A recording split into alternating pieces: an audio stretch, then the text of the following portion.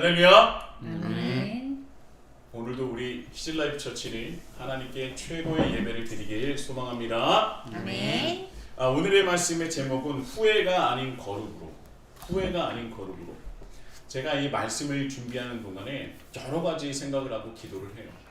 그런데 지난 2주 동안의 그 말씀이 정말 제 마음을 많이 움직였고 제가 먼저 은혜를 받고 누렸습니다.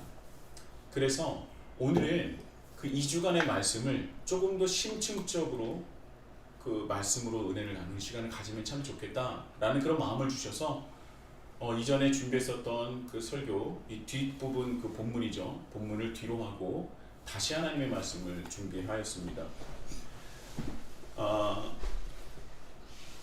요한복음 17장에 담긴 예수님의 대제사장적 기도를 통해서 우리는 참된 회개가 무엇인지 메타노이아죠. 이 메타노이아와 세상 속에서의 거룩이 무엇이라고 했습니까? 지난주에 하기야죠. 이 말씀을 나눴어요. 메타노이아가 무엇인지, 하기야조가 무엇인지, 회개가 무엇인지, 거룩한 것이 무엇인지 그것을 말씀을 나누었습니다. 가룟 유다가 구원을 받지 못했던 이유는 그가 지었었던 죄의 무게 따위가 아니었어요.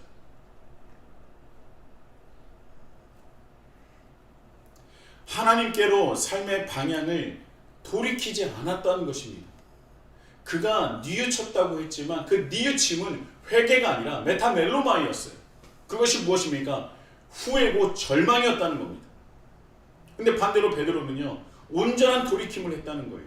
메타노이아를 이뤘다는 겁니다. 그래서 그는 멸망의 자식이 아니라 사도의 길을 걸었죠.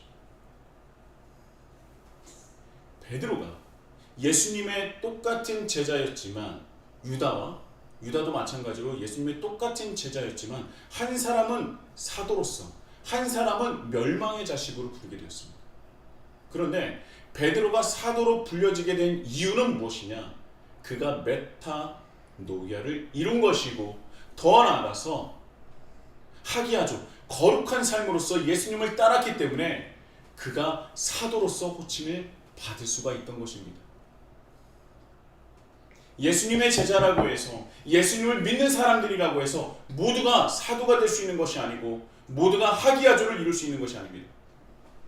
오직 예수님의 뜻대로 예수님께서 우리에게 보여주신 그 삶대로 우리가 살아내야, 믿음을 가져야, 믿음으로 삶을 나아가야 바로 메타노이아 하기야조를 이루는 예수님의 진정한 제자요 하나님의 자녀가 될 수 있는 것입니다.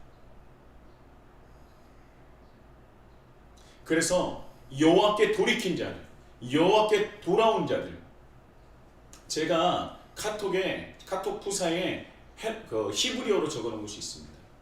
그것이 무엇이냐면 여호와께 돌아온 자들이라는 거예요. 저도 목사지만 제가 이제까지 삶을 돌아보건대 메타노이아와 메타멜로마이, 회개와 후회의 중간 정도의 그 두 마음을 가지고 한쪽 다리는 이쪽에 한쪽 다리는 이쪽에 걸쳐 있다는 것을 제가 스스로도 느꼈습니다. 그래서 정말 수개월 동안 하나님께 회개하고 여호와께 돌아가기를 얼마나 기도했는지 모릅니다. 얼마나 눈물로써 기도했는지 모릅니다. 가족들이 자고 난 뒤에, 그리고 아직도 가족들이 자고 있을 때 정말 눈물로써 기도했어요. 근데 그때 제 마음속에 하나님께서 주신 그 감동이 뭐냐면 바로 여호와께 돌아온 자들이라는 그 말씀이었어요. 그래서 제가 좀 있어 보이려고 챗GPT한테 물어봐서 여호와께 돌아온 자들을 히브리어로 한번 해봐 알려줘서 제가 카톡 푸사에다 올려놓은 것입니다. 좀 있어 보이지 않습니까? 여호와께 돌아온 자들. 왜냐하면 단수형이 아니에요. 복수형입니다. 왜냐하면 저 혼자 돌아온 자로 끝나지 않을 것이기 때문입니다. 메타멜로마이, 메타노이와 비슷한 것 같지만 완전히 다른 것입니다.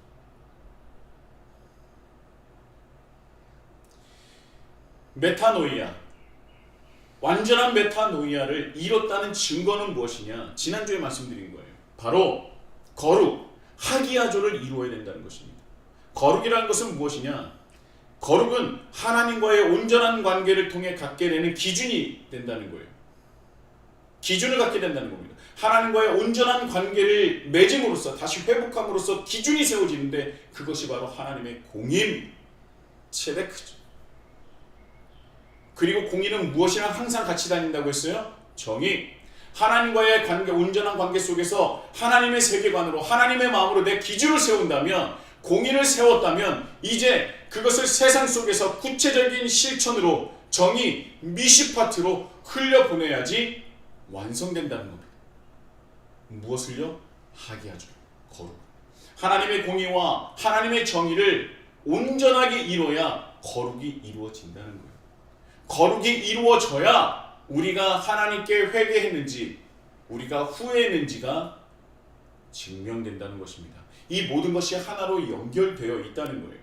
이게 바로 지난주 그리고 지지난주 2주 동안 여러분들과 함께 나눴었던 그 말씀의 핵심입니다. 그 말씀을 오늘은 더 심층적으로 나누도록 하겠습니다. 오늘 본문으로 깊게 들어가기 전에 얼마 전 큰 이슈가 됐었던 뉴스 속 실제 사건을 소개해 드리도록 하겠습니다. 뉴욕의 한 글로벌 대형 금융기업에서 어마어마한 연봉을 받는, 그리고 지속적으로 승진을 하는 고위 임원, 부사장이 있었습니다. 그는 남부를 것 없는 사회적인 지위를 가졌고, 가족도 가지고 있었고요, 물론 종교도 가졌고요. 평소에 그 사람은 아주 젠틀하고 교양 있고 선한 사람으로 인정받는 사람이었습니다. 그런데 어느 날 저녁 그 임원이, 그 부사장이 자신의 고급 아파트에서 배달앱으로 음식을 주문했습니다. 부자도 배달을 시킨다는 것을 알았습니다. 저만 아는 줄 알았어요. 그런데 그날따라 배달이 조금 늦어진 거예요. 마침내 음식을 들고 온 배달 라이더가 문을 두드렸습니다. 딱 그 라이더를 보자마자 그 눈에 들어왔던 건 뭐냐? 아, 이 사람이 이민자 출신에, 내가 말하는, 흔히 말하는, 내가 알고 있는 그런 사람이 아니라 그럼 무시할 만한 사람으로 느껴졌던 것 같아요. 이민자 출신이잖아. 그러니까 그는 누구냐? 하루하루 치열하게 살아가는 전형적인, 우리가 살아가는 사회에서 정말 약자에 속한 사람이었어요. 그런데 문을 열고 그 사람을 보자마자, 그렇게 평소에 그렇게 젠틀하던 금융기업의 부사장은 괴물로 변했습니다. 배달이 늦었다는 이유 하나만으로 그는 라이더를 향해 차마 입에 담을 수 없는 온갖 폭언과 인종차별적인 비하 발언을 쏟아내기 시작했어요. 그 나이 어린 라이더 앞에서 자신의 권력을 과시하듯이 소리를 지르고 당장 무릎 꿇고 사과하라며 철저하게 그 약자를 짓밟고 모욕했습니다. 그런데 그 부사장이 모르던 사실이 있었어요. 그 부당한 폭언과 모욕을 묵묵히 견디고 있었던 라이더의 가슴에는 바디캠이 켜져 있었습니다. 다음날 이 라이더가 당한 모욕을 담긴 현장, 그 영상을 SNS에 그대로 공유를 했어요. 영상은 삽시간에 전 세계로 퍼져나갔습니다. 사람들이 분노했어요. 그리고 그 부사장이 어떤 사람인지 철저하게 파헤치기 시작했습니다. 어떻게 배달이 좀 늦었다고 저렇게까지 한 인간의 존엄성을 짓밟을 수 있느냐. 결국 그가 다니던 글로벌 금융기업에 그 사실이 알려지게 되고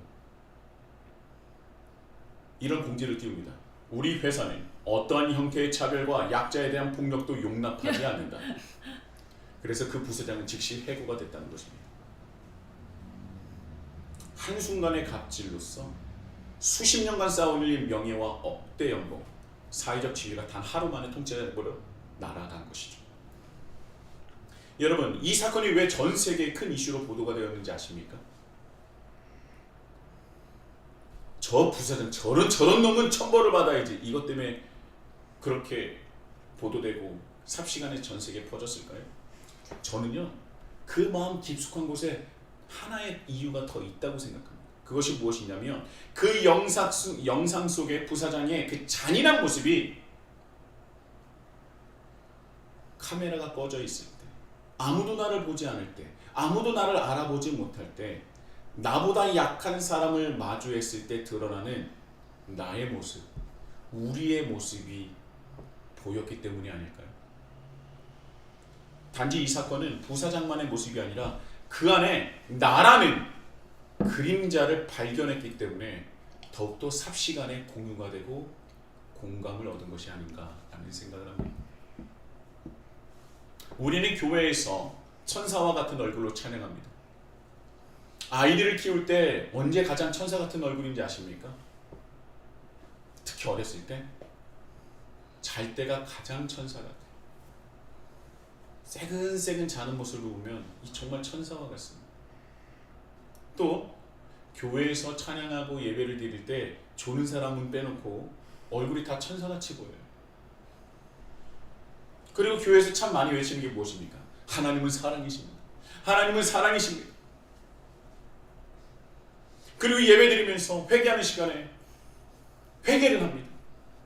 그리고 나는 용서받았다 외칩니다. 역시 하나님은 사랑이십니다. 그런데 우리가 교회 문을 딱 닫고 세상에 나갔을 때 카메라가 없는 곳에서 우리는 어떻게 살아가고 있습니까? 철저히 내 이익과 편리함이 침해당하는 순간, 그리고 내 눈앞에 나보다 철저히 약한 사람을 볼 때 우리는 그 순간 우리의 거룩은 온데간데 사라지게 버리게 되는 것이죠. 사라져버리게 되는 것이죠. 쉽게 짜증을 내고 쉽게 화를 내며 쉽게 무시하고 나의 권리를 주장하느라 타인의 눈에 피눈물을 흘리게 만드는 것입니다. 그 아무도 보지 않는 삶의 한복판이 사실은 하나님께서 우리의 진짜 그 모습을 바로 보고 계신다는 것을 잊어버리는 거예요. 우리가 세상을 살아갈 때 정말 억울한 일을 당할 때도 있고, 또한 어느 때인가는 이것을 한번 짚고 넘어가야 한다라는 생각을 가질 때도 있습니다. 우리가 무엇을 하든지 허허 난 바보로서해 라고 살라는 것이 아니에요. 상대방이 죄를 짓지 않기 위해서 우리는 언젠가 그것을 끊어줄 때도 있어야 됩니다. 그러나 끊어주는 데 있어서의 그 마음의 중심이 어디 있는지를 봐야 되는 겁니다. 그 마음이 내가 무시당해서, 내가 내 권리를 침해당해서, 내가 너무 화가 나서 끊어주는 것이 아니라 오히려 그 사람이 이렇게 계속 지속되다 보면 더 크고 정말 큰 위험에 빠질 수도 있겠다. 정말 죄를 더 지을 수도 있겠다. 그 사람을 사랑하는 마음으로, 연민의 마음으로, 자비의 마음으로 다가가야 된다는 것입니다.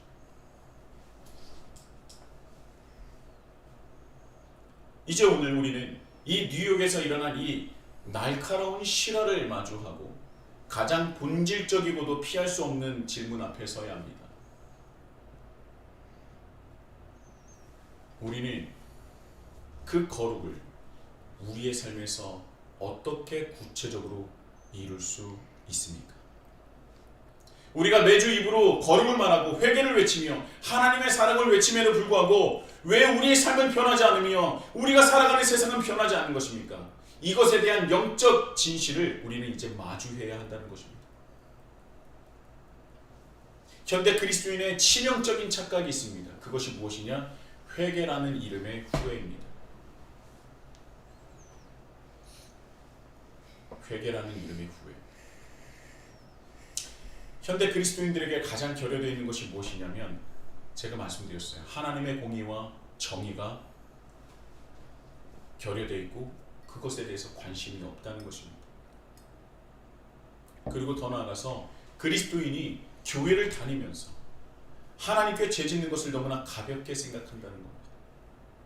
세상에서 조금 부정을 저지르고 이웃에게 상처를 주고 불의하게 이득을 취해도 내 형제를 업신여기고 내 형제를 가볍게 여기고 형제에게 상처를 주면서도 주일에 와서 회개기도 한번 드리면 모든 것이 깨끗하게 끝난다는 생각입니다.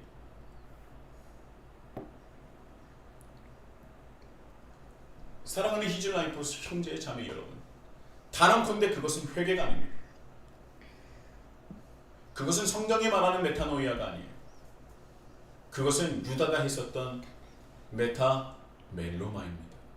이 정도면 메타노이아, 메타멜로마이는 막 귀에 박혀야 돼요. 메타멜로마이, 즉 자기 만족적인 후회이자 자책일 뿐입니다. 이게 중요한 게 뭐냐면 자기 만족적인 후회라는 거예요. 후회를 해도 만족이 든다는 겁니다. 왜요? 내가 회개를 했다는 착각을 하기 때문에.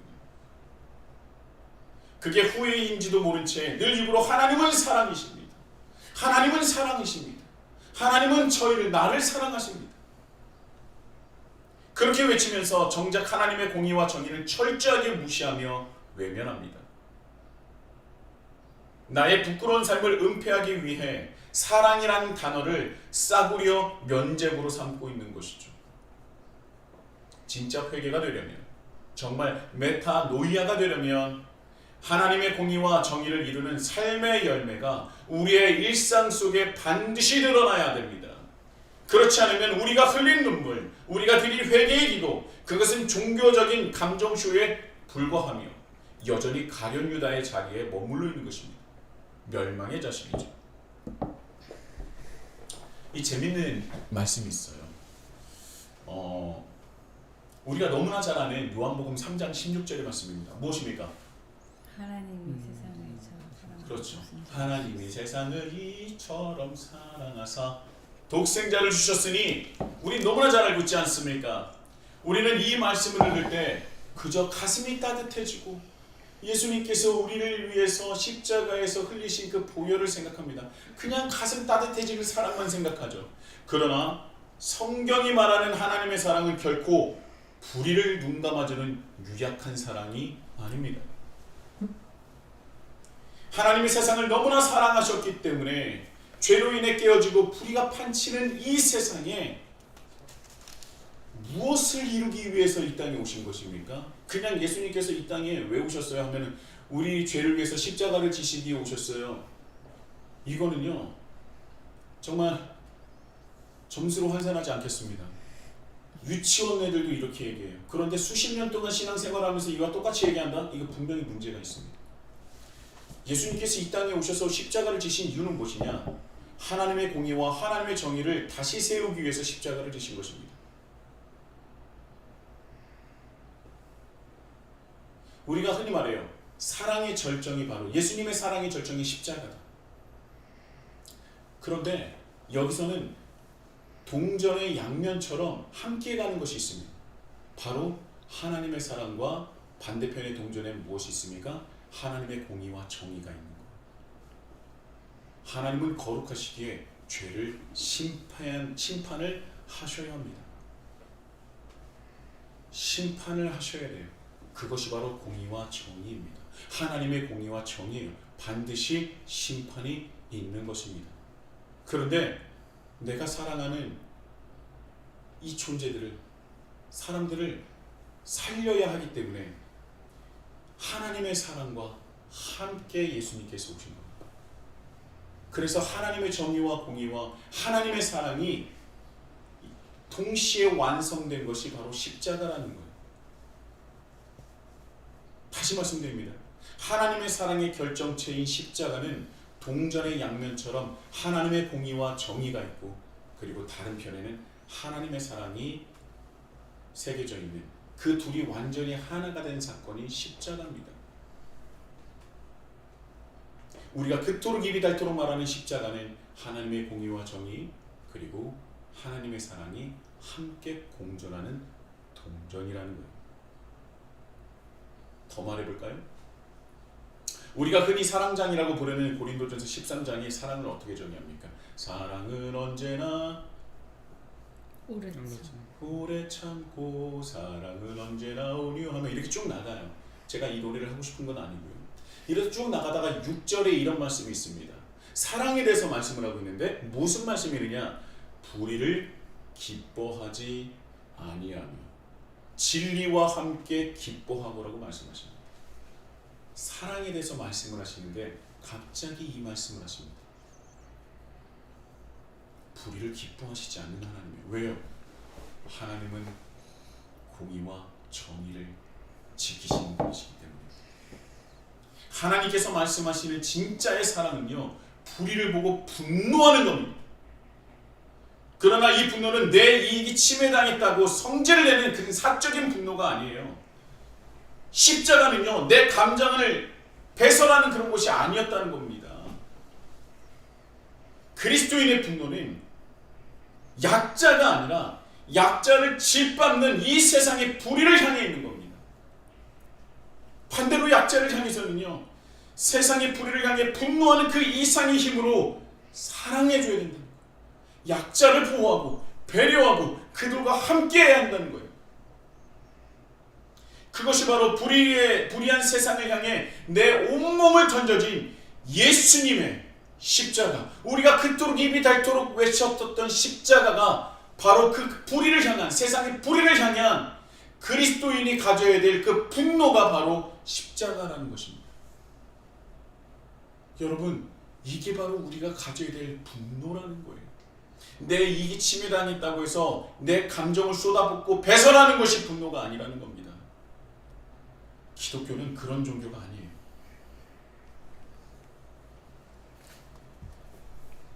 불의한 세상을 향해 내 온몸을 던져 저항하셨었던 예수님의 십자가가 바로 그리스도인이 가져야 될 이 불의한 세상을 향한 분노라는 것입니다.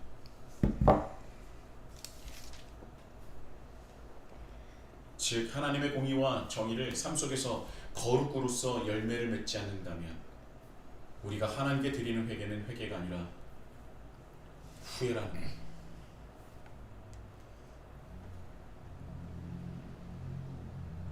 저는요, 왜 이렇게 그리스도인들이 많이 죄에 대해서 무뎌지고 정말 어그러지고 깨어졌을까라는 생각을 참 많이 했습니다. 왜 우리는 죄를 짓는데 왜 이렇게 뭐가 당당하지? 죄를 왜 이렇게 가볍게 여기지? 저도 마찬가지였어요. 저도 어렸을 때 그저 죄를 짓고 난 다음에, 잘못한 다음에 하나님 죄송합니다, 죄를 용서해 주세요, 그리고 돌아가서 밥을 맛있게 먹는, 언제 우렸나는 듯이 맛있게 먹고 재밌게 놀고 막 잘 살다 또 죄 지면 죄송해요 하고 또 와서 뒤돌아서 또 맛있게 먹고 그러다가 십수년이 지나고 보니까 제가 죄에 대해서 너무나 무뎌진 걸 발견해요.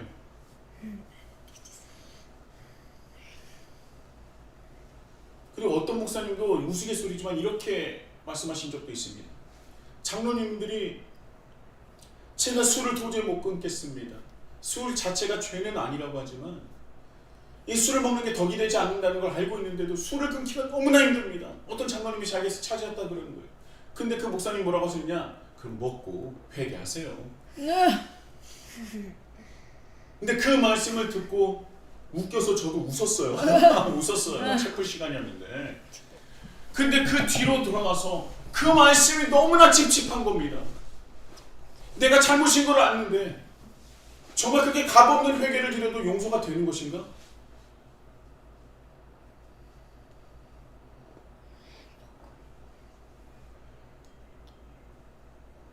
이것은 목사들의 잘못이라고 생각해요. 우리가 때로 성경에 나오는 심판에 대해서 그 이야기를 들을 때 그것은 나의 일이 아니라 남의 일로 치부할 때가 많습니다. 참 이스라엘 백성들은 참 못났다, 잘 좀 믿지.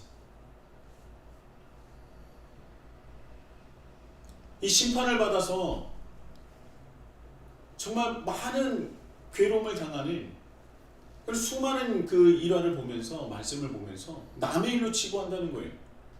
나는 예수를 믿고 구원을 받았으니 심판은 불신자들이라 받는 것이겠지, 그렇게 안일하게 생각한다는 겁니다. 그런데 그렇지 않아요. 성경은 하나님의 심판대가 우리 하나님을 믿는 우리에게도 예외 없이 임할 것을 강력하게 경고하고 있습니다.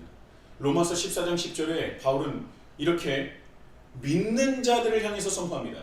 내가 어찌하여 내 형제를 비판하느냐, 어찌하여 내 형제를 업신여기느냐, 우리가 다 하나님의 심판대 앞에 서리라. 이 말씀이 내 형제를 비판하느냐, 어떻게 업신여기느냐, 그래도 회개 기도하면은 하나님 심판대에 안 설 것이다가 아니에요. 너희는 반드시 하나님 심판대에 서리라. 누구예요? 하나님을 믿는 이들. 더 나아가서 누구요? 예수님을 구주로 시인하고 메시아로 받아들인 이들을 향한 말씀입니다. 이뿐입니까? 고린도후서 5장 10절. 이는 우리가 다 반드시 그리스도의 심판대 앞에 나타나게 되어 각각 선악간에 그 몸으로 행한 것을 따라 받으려 합니다. 심판을 받는데 그 기준이 무엇입니까? 네 몸으로, 너의 몸으로 행한 것을 따라 받으려 합니다. 선악간에. 여러분, 정말 심판은 남의 일입니까?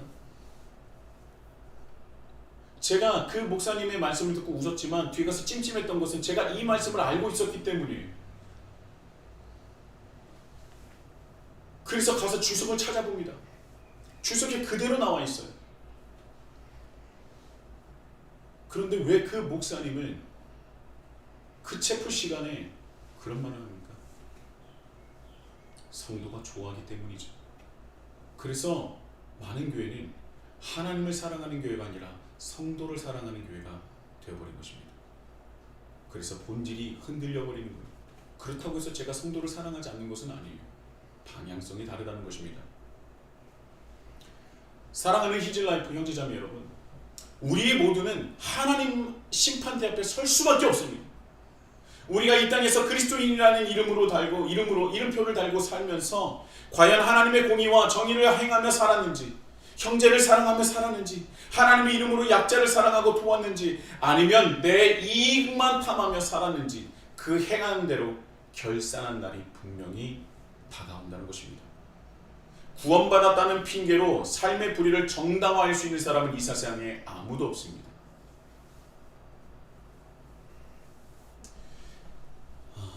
성경에서 하나님의 심판을 받은 그런 말씀들이 참 많아요. 그런데 오늘 여러분과 나누고자 하는 것은 바로 소돔과 고모라입니다. 소돔과 고모라가 하나님께 심판을 받지 않았습니까? 우리는 흔히 소돔과 고모라가 동성애라는 그 성적인 타락 때문에 심판을 받았다고 간단하게 생각합니다. 물론 그것도 일부분 맞습니다. 그런데 더 중요한 것이 있어요. 성경이 폭로하는 소돔의 본질적인 죄악은 따로 있었습니다. 에스겔 16장 49절입니다. 내 아우 소돔의 죄악은 이러하니 그와 그의 딸들에게 교만함과 음식물의 풍족함과 태평함이 있으며 또 그가 가난하고 궁핍한 자를 도와주지 아니하며. 여러분, 에스겔 선지자가 말하는 소돔이 진짜 멸망하게 된 심판을 받은 이유가 무엇인지 아십니까? 소돔의 진짜 악함이 무엇인지 알아요? 하나님의 공의와 정의의 초점인 약자에 대한 배려와 약자의 보호와 약자에 대한 섬김을 철저히 무시하고 외면하고 약자를 짓밟았기 때문입니다. 나그네와 빈궁한 자들을 보호하기는커녕 그들을 약탈하고 폭력을 행사하며 심지어 성노리객쯤으로 생각했던 그 완악함, 사회적 약자의 권리를 유린하고 풍족함 속에 태평했던 그들, 그 불의함을 향해서 분노하지 않았던 그들, 자기는 맛있는 음식을 먹으면서 태평하며 풍족하게 살아가면서 약자를 유린하는 것에 대해서 단 한 사람도 나서지 않았었던 그 불의, 그것을 보고 하나님은 그들을 심판하신 것입니다. 그런데 그들이 이상하게 롯을 받아줬다는 거예요. 아브라함과 함께 있었던 롯은 받아줍니다. 왜 받아줬어요? 자기에게 유익이 되니까. 그는 부자였습니다. 가진 것이 많았어요.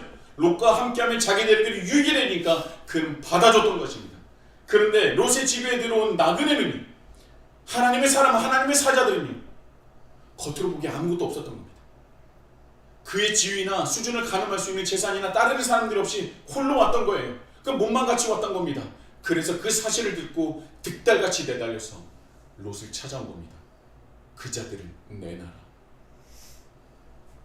롯이 왔을 때 혼자 왔습니까? 아니에요. 그의 식솔들과 그 어마어마한 재산들을 함께 가져왔어요. 그래서 롯을 무시하지 않고 받아들였던 겁니다. 그런데 하나님의 사자는요, 몸만 달라놨어요. 그들이 보기에 나그네였던 겁니다. 철저하게 약자였던 겁니다. 그래서 그를 짓밟기 위해서 롯을 찾아온 것입니다. 소돔뿐만이 아닙니다. 구약의 이스라엘 역사를 보십시오. 고아와 과부와 나그네라는 그 사회적인 약자를 향한 하나님의 공의와 정의가 깨어질 때, 종교 지도자들과 기득권층이 그들을 착취하고 외면할 때 하나님은 어김없이 이방 민족을 들어서 그들을 심판했습니다. 아무리 성전에서 거창한 제사를 드리고 수천 마리의 양을 잡아 바쳐도 삶의 현장에서 약자를 향한 정의가 무너졌을 때, 하나님의 공의와 정의가 무너졌을 때 하나님의 그 예배를 가증하다고 말씀하셨습니다. 사랑하는 히즐라교 형제자매 여러분, 그렇다면 우리가 서 있는, 오늘날 우리가 서 있는 이 삶의 자리에서 거룩을 이룬다는 것은 무엇입니까? 우리가 거창한 종교적인 아우라를 풍기는 것이 아닙니다.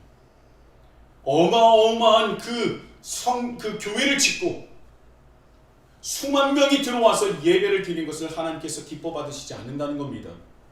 아니 근데 거기서 공의와 정의를 실현한다면 하나님께서 누구보다도 기쁘게 받으시겠죠. 하지만 그 외양만 갖췄다고 해서 하나님께서 기뻐 받으신다는 것이 아니라는 겁니다. 이제 내일부터 반드시 이제 시작되는 월요일부터 시작되는 여러분의 일터, 학교에서, 가정에서 하나님의 공의와 정의의 초점이 약자를 어떻게 대화하고 있는지, 그것이 바로 거룩이라는 것이죠. 우리는 우리의 삶을 점검해 봐야 합니다. 하나님의 심판은 소돔과 고모라에게만 향해 있는 것이 아니라 하나님을 믿는 지금 우리에게도 향하고 있다는 것을 우리는 반드시 알아야 돼요. 내가 고용하고 나와 함께하고 있는 직원에게 정당한 대가를 지불하고 있는가? 내 이익을 위해 누군가의 눈에서 피눈물을 흘리게 하고 있지는 않은가? 아무도 보지 않는 곳이라고 해서 나보다 을의 위치에 있다고 생각하는 여러 가지 서비스 노동자들에게 함부로 대하고 있지는 않은가? 사회적으로 소외당하고 깨어진 이들의 아픔에 대해서 내 알 바 아니다 하고 외면하고 있지는 않은가? 나의 풍족함과 나의 풍요로움에 소돔과 고모라처럼 태평하게 있는 것은 아닌가? 지난주에 나눈 이사야 5장 16절을 한번 다시 기억하길 바랍니다. 오직 만군의 여호와는 정의로우심으로 높임을 받으시며 거룩하신 하나님은 공의로우심으로 거룩하다 일컬음을 받으시니. 하나님은 원래 거룩하신 분입니다. 그러나 그분의 거룩함이 이 땅 가운데 증명되고 세상 사람들에게 하나님은 정말 거룩하시구나 라고 인정받는 순간이 바로 언제입니까? 하나님을 믿는 우리가 삶의 현장에서 하나님의 공의와 정의를 행할 때, 우리의 거룩함을 드러낼 때 세상은 하나님의 거룩을 바라보게 된다는 것입니다. 우리가 약자를 돌보고 불의에 타협하지 않으며 세상이 이념이 아니라 사람이 만든 이념 따위가 아니라 하나님의 기준으로 이웃을 사랑할 때, 이웃을 섬길 때, 내 몸보다 더 사랑할 때 세상은 비로소 교회를 향해, 하나님을 향해 당신들이 믿는 하나님은 진짜 거룩하신 분입니다 라는 고백이 흘러나오게 된다는 것입니다.